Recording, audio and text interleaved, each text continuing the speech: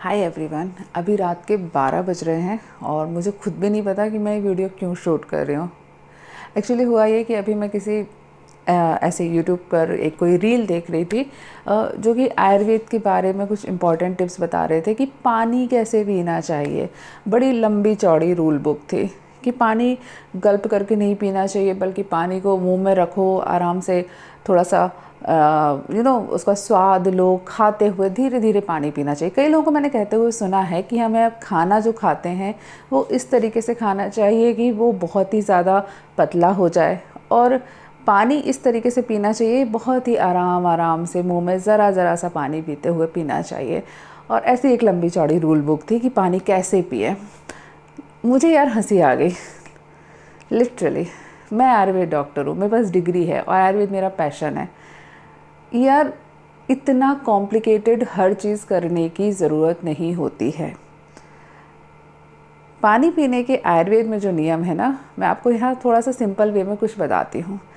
For example, अगर आप कहीं बाहर कुछ काम करके आ रहे हो, आपको पसीना बहुत ज़्यादा निकल रहा है, आप बहुत ज़्यादा प्यासे कंडीशन में हो, आयुर्वेद में से तृष्णा रोग बोलते हैं, तब इसमें काफ़ी ज़्यादा पानी आपको पीना पड़ेगा। आपको जल्दी पानी पीना पड़ेगा। हाँ, इतना जल्दी नहीं पीना चाहिए कि आपको गले में या लंग्स में, है ना, सांस लेने की जो कैविटी होती है वहाँ पर पानी चला जाए, वैसा पानी कभी नहीं पीना है। लेकिन हाँ, आपको वहाँ जल्दी पानी पीना पड़ेगा क्योंकि आपकी बॉडी की डिमांड वैसी है, आपको उस समय पर ज़्यादा पानी पीना पड़ेगा। धीमे धीमे पानी पीने के अपने फ़ायदे होते हैं। जब हम धीमे पानी पीते हैं, आराम से घूंट घूंट करके रिलैक्स होकर पानी पीते हैं, आयुर्वेद में ना पानी को आश्वासन देने वाले द्रव्यों में सर्वश्रेष्ठ बोला गया है। इसका मतलब क्या है समझिए। अगर आप किसी को सांत्वना देना चाहते हो, अचानक से कोई व्यक्ति गिर जाए, घबरा जाए, कोई भूत देख ले, कुछ सांप देख ले, बेहोश हो जाए, कुछ भी हो जाए, तो हम क्या करते हैं? सबसे पहले उसको बोलते हैं शांत हो जा, शांत हो जा, शांत हो जा, पानी पी, एक घूंट पानी पी, एक घूंट पानी पी लो, शांत हो जाओ, एक घूंट पानी पियो। हम क्या करते हैं जनरली? हमारे नेचुरल बिहेवियर में ये चीज़ है। पानी पीना, एक घूंट पानी पीना किसी भी व्यक्ति के स्ट्रेस लेवल को कम करने में बहुत ज़्यादा मददगार होता है। तब जब भी, अब ये तो कोई एक घटना हो गई जो किसी दूसरे के साथ में हो सकती है। अब 24 घंटे जब हम लोग काम करते हैं ऑफिस में, घर पे, तो छोटे छोटे स्ट्रेस पॉइंट आते रहते हैं। तो कभी किसी से कुछ बहस हो रही है, कभी आप काम करते करते आपका दिमाग में बहुत ज़्यादा कंजेशन चल रहा है, आपके विचार बहुत तेज़ी से चल रहे हैं, इतने तेज़ी से चल रहे हैं कि आप कोई डिसीजन नहीं ले पा रहे हो। ऐसी कंडीशन पे धीरे से पानी पीना, थोड़ा सा एक घूंट पानी पीना फ़ायदेमंद होता है। ये स्ट्रेस लेवल को कम करेगा। ठीक है। अब कुछ लोग बोलेंगे ठंडा पानी नहीं पीना चाहिए। अब जब गले में जलन होती है, हाइपर एसिडिटी की कंडीशन, जिसमें रिगर्जिटेशन होता है, यानी कि स्टमक के जो कंटेंट है वो ऊपर गले में वापस आते हैं और उसमें गले में बहुत ज़्यादा जलन होती है। ख़ास तौर से इस जगह पर जहाँ मैं हाथ रख रही हूँ, यहाँ आपको ऐसा महसूस होगा कि कोई जलता हुआ कोयला सा अंदर से रखा हुआ है। ऐसी कंडीशन में ठंडा पानी पीना बहुत फ़ायदेमंद है। नॉट ठंडा पानी भी नहीं, कई बार तो बर्फ़ का पानी पीने से फ़ायदेमंद होता है। ऐसी कंडीशन पे बर्फ़ को आप ले लीजिए, बर्फ़ के छोटे छोटे टुकड़े जो होते हैं, जो आइस आपने जमाई हुई है फ्रिज में, उसको एक कांच के ग्लास में, किसी भी ग्लास में, कांच का ग्लास जनरली पानी पीने के लिए उपयुक्त होता है। अगर वो नहीं है तो नॉर्मल ग्लास भी, आप उसे ग्लास में ले लीजिए और धीरे धीरे आराम से, लेकिन उस ठंडे पानी को पीना, या फिर बर्फ़ को चूसना। छोटी सी बर्फ़ लीजिए, उसको मुंह में रखिए, धीरे से चूसिए, हल्के हल्के से चूसिए, तो वो बहुत ज़्यादा फ़ायदा करेगी। तो लोग बोलेंगे ठंडा पानी नहीं पीना चाहिए, लेकिन इस पर्टिकुलर कंडीशन में ठंडा पानी पीने से फ़ायदा होता है। गर्म पानी पीना, और वो भी ऐसा पानी जिसमें भाप निकल रही हो, उस पानी के अपने फ़ायदे होते हैं। शरीर में मेद को गलाने के लिए, मोटापे को कम करने के लिए, स्त्रोतस अवरोध को दूर करने के लिए गर्म पानी पीना फ़ायदेमंद होता है। लेकिन फिर साइड इफ़ेक्ट भी साथ में आते हैं, क्योंकि इस प्रकार का जो गर्म पानी है ये आपके शरीर में दाह पैदा करेगा। दाह का मतलब क्या है? अगर गर्म पानी आपके हाथ पर गिर जाए तो क्या होगा? आपको जलन होगी ना। उसके भी अपने फ़ायदे हैं, लेकिन जलन तो होगी ना। ऐसे ही अगर आप बहुत ज़्यादा गर्म पानी पियोगे तो ये आपके गले में और ख़ासतौर से आपके स्टमक में दाह पैदा करता है, उसको जला देता है, बर्निंग सेंसेशन पैदा करता है। तो साइड इफ़ेक्ट भी साथ में है। तो अगर आपको मेद बहुत ज़्यादा है तो गर्म पानी पीना फ़ायदेमंद है। फिर गुनगुना पानी पीना बहुत फ़ायदेमंद है क्योंकि वो आम पाचक होता है। अगर हम खाना खाने से 15-20 मिनट पहले हल्का गुनगुना पानी पिएंगे तो ये हमारे आम का पाचन करेगा, हमारे जो स्टमक है उसको क्लीन करने का काम करेगा, जिससे कि जो आप 15-20 मिनट के बाद खाना खाएंगे वो इजीली डाइजेस्ट होगा। जो एसिडिक कंटेंट निकलने चाहिए वो प्रॉपर मात्रा में और सही तरीके से निकलेंगे।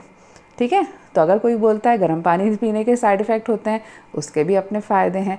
ठंडे पानी के अपने फ़ायदे हैं। तेज़ पानी पीना, एकदम से एक गिलास पानी पीना, उसके भी अपने फ़ायदे हैं। और थोड़ा थोड़ा करके सिप करके पानी पीना, उसके भी फ़ायदे हैं। अब इन सारी बातों का कहने का मतलब ये है कि आपको हर छोटी बड़ी चीज़ को बहुत ज़्यादा कॉम्प्लिकेट करने की आवश्यकता नहीं है। खाना कैसे खाना चाहिए, पानी कैसे पीना चाहिए, सांस कैसे लेनी चाहिए, चलना कैसे चाहिए, बोलना कैसे चाहिए, हर छोटी बड़ी चीज़ के बारे में हद से ज़्यादा सोचने की ज़रूरत नहीं है। थोड़ा सा बेसिक क्लियर रखें, अच्छी बात है, लेकिन बहुत ज़्यादा यूट्यूब पर या बहुत ज़्यादा जो नॉलेज आसपास से मिलती है उसके ऊपर डिपेंड रहने की बजाय अपने नेचुरल इंस्टिंक्ट को फॉलो करें।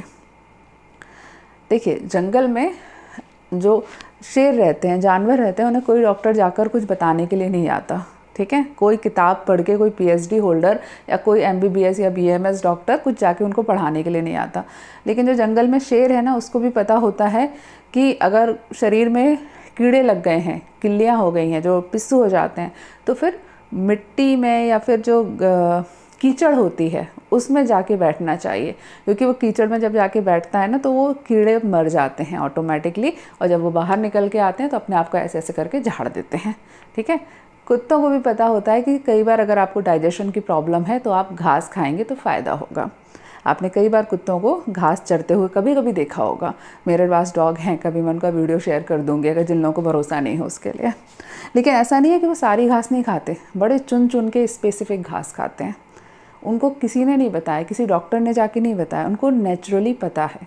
अगर हम इंसान लोग भी, हम सभी पढ़ोत्रा लोग, मैं ऐसे लोगों को पढ़ोत्रा बोलती हूँ, उसमें मैं खुद भी शामिल हूँ, अगर हम बहुत ज़्यादा अपनी किताबी नॉलेज को, जो कुछ भी हम किताब से पढ़ते हैं, जो कुछ भी ज्ञान हम अपने दिमाग में इस जगह पर भर के रखते हैं ना, उसको थोड़ी देर के लिए थोड़ा सा किनारे रख सकें तो हमारी बॉडी ऑटोमेटिकली हमें हमारी ज़रूरतों के बारे में और हमें क्या करना है उसके बारे में बताती है।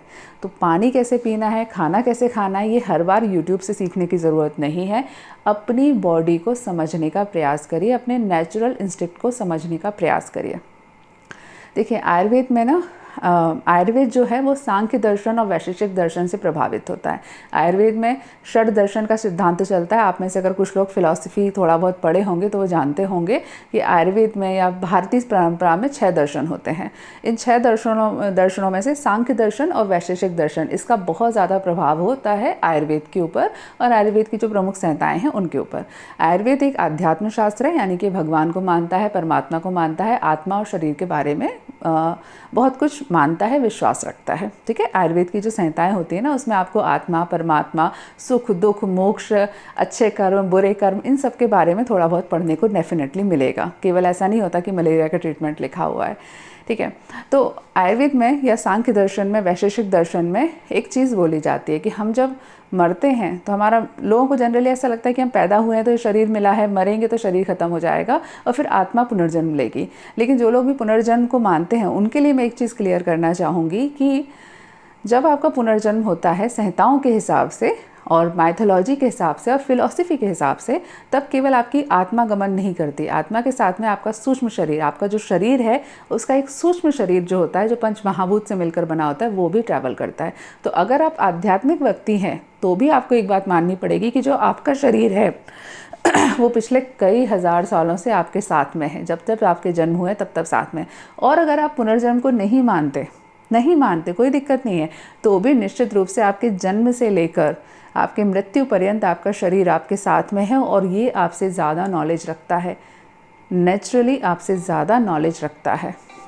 मेरा फ़ोन बज रहा है, 1 मिनट।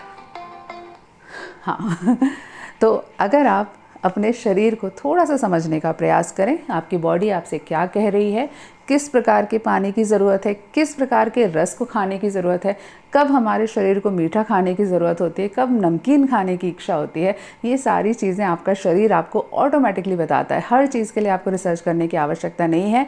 केवल थोड़ा सा अपना जो एक्स्ट्रा ये दिमाग है ना लॉजिकल वाला, इसको थोड़ा सा शांत करें, रिलैक्स होकर बैठें और अपने मन और अपने शरीर की बातों को समझने का प्रयास करें। चलिए आज के लिए इस वीडियो में इतना ही। मुझे खुद भी नहीं पता है वीडियो मैंने क्यों शूट किया है, रात के 12 बज रहे हैं लगभग, लेकिन मेरा मन किया रील देखने के बाद तो मैंने वीडियो शूट कर दिया। आप लोग किस टॉपिक के ऊपर जानना चाहते हैं, आयुर्वेद के कॉन्सेप्ट के बारे में समझना चाहते हैं, वो कमेंट करके बताइएगा। आप लोगों के लिए होमवर्क है कि आप लोगों को एक चीज़ लिखनी है कि पानी पीने के बारे में कौन से नुस्खे आपने सुन रखे हैं अभी तक। ठीक है, चलो नेक्स्ट वीडियो में मिलते हैं, तब तक के लिए stay healthy and be happy. Good bye.